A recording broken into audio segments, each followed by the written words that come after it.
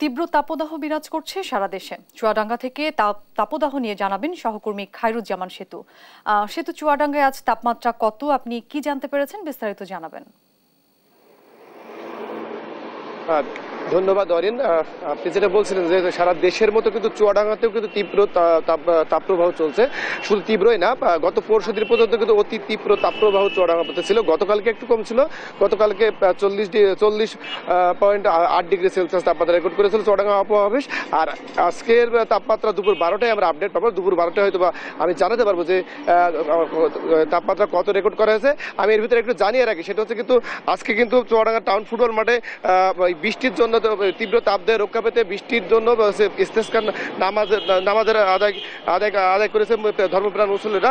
এ সময় কিন্তু হচ্ছে ধর্মপ্রাণ মুসল্লিরা জানিয়েছে যে ইতিপূর্বে যা পাপ এবং গুনাহ করেছে তারা সেই সব পাপ গুনাহকে আল্লাহর কাছে ক্ষমা চেয়ে নিয়ে বৃষ্টির জন্য প্রার্থনা করেছে। আমি আরও জানিয়ে রাখি, সেটা হচ্ছে যে ওখানে যে সমস্ত ধর্মপ্রাণ মুসল্লিরা ছিল তারা আরও জানিয়েছে, সেটা হচ্ছে যে যে সময় খরতাপ পূর্ত দেশ, সেই সময় কিন্তু এই হচ্ছে মুসলমান ধর্মাবলম্বীদের হযরত মহানবী মুহাম্মদ সাল্লাল্লাহু আলাইহি ওয়াসাল্লাম তিনি হচ্ছে এই সাহাবীদের সাথে করে নামাজ আদায় করতেন, তারা সেই মোতাবেকই আর কি নামাজ আদায় করেছে।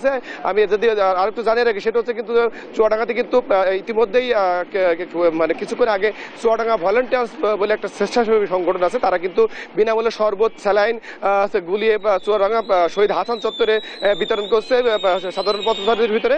আমি যদি খেটে খাওয়া মানুষের কথা বলতে চাই, যে খেটে খাওয়া নিম্ন আয়ের মানুষ তারা কিন্তু ব্যাপক দুর্বিষহ দিনমজুর করছে। আমার সাথে একজন আছে, একটা খেটে খাওয়া মানুষ দিনমজুরি। আচ্ছা, আপনি তো হচ্ছে বাদাম বিক্রি করেন, এই যে তীব্র তাপে খরতাপে বাদাম বিক্রি করতে আপনার কি কি সমস্যা হচ্ছে? অনেক কষ্ট হচ্ছে ভাই, কেউ গরমে বাদাম খাইতে হচ্ছে না, এই জন্য আমাদের ব্যবসাও কষ্ট হচ্ছে। তাহলে কি আপনাদের ব্যবসা ভালো না খারাপ? ব্যবসা অনেকই খারাপ।